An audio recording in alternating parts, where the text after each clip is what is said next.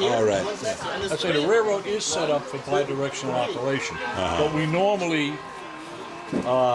will run right-hand rail, which is the U.S. prototype. Especially during the show,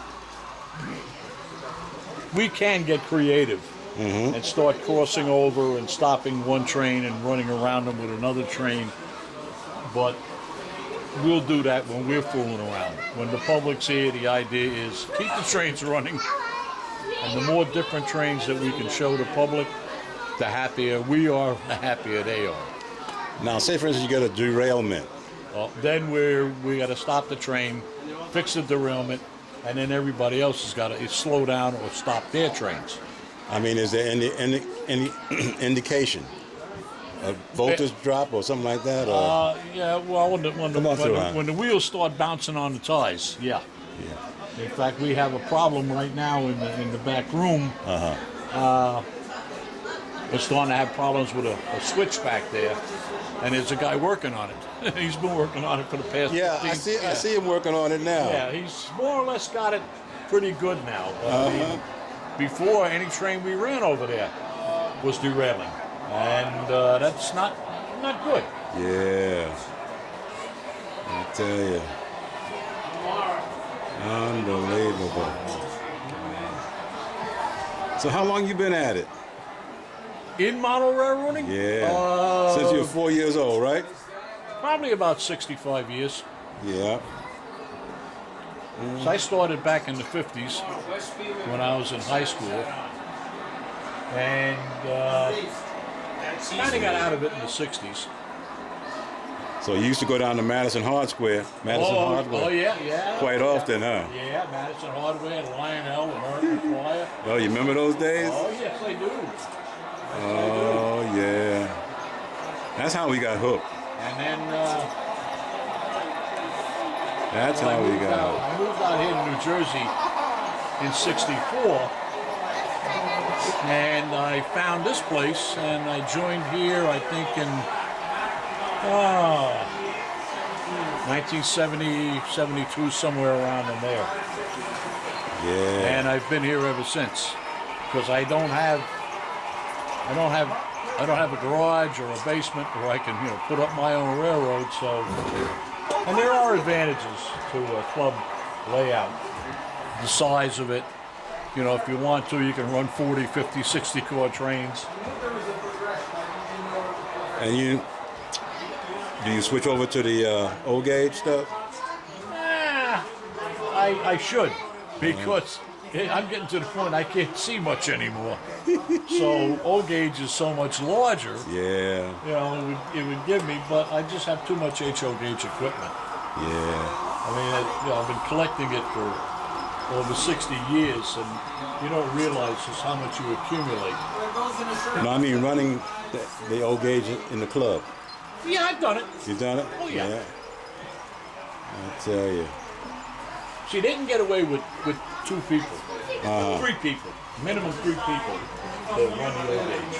Right. We, unfortunately, need a lot more than that. Yeah. Although, if we have a competent dispatcher, he can usually control 8 trains by himself. Mm-hmm. And then we have a pit operator, because we have what we call a pit.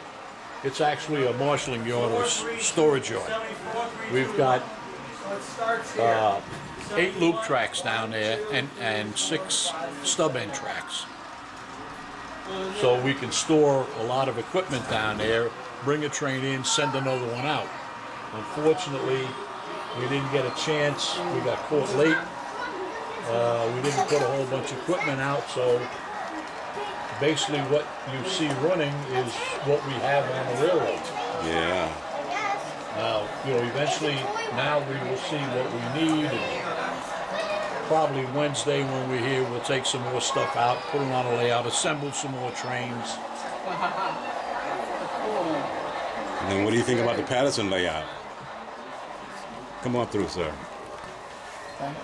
Oh, the high railers? Yeah. Oh, yeah, that's fantastic. Isn't that something? That is fantastic. Yeah. The only thing I'm not crazy about, and I asked them why they did it, and I forget the response that they gave me. I don't like their switches because they're using Flex Track, Right. which is great. Okay, I don't care if it's 3-rail or 2-rail. They're using Flex Track, so you got some nice curves and things like that. But the switches they're using are typical Lionel, and Go on by. the Lionel is I consider them they're too short. Yeah, the trains are too short. And Yeah. you know, Sometimes they run a you long set way. up a crossover, and they go through the crossover, and it just doesn't look right. No. And You gotta run them long and trains. they're running scale equipment, even though it's got the Lionel trucks and couplers, the Talgo truck system on it. It's still scale equipment. They run some nice trains, but when it goes through those crossovers, or through switches, It doesn't look- it just looks terrible. Yeah. And now, you know, I asked them why, and I'm not sure of the response that I got. But apparently they're aware of it. A couple of their members have